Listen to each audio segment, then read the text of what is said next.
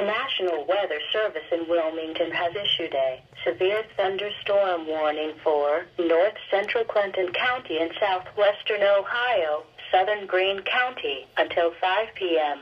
At 4:12 p.m., radar indicated a severe thunderstorm located near Xenia, moving east at 15 miles an hour.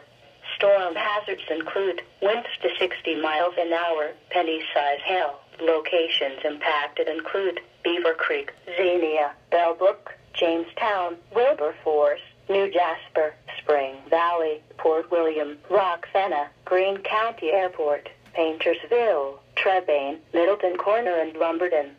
Seek shelter in a sturdy building. Stay away from windows and doors until the storm has passed. To report severe weather, go to our website at weather.gov/ILN and submit your report via social media when you can do so safely.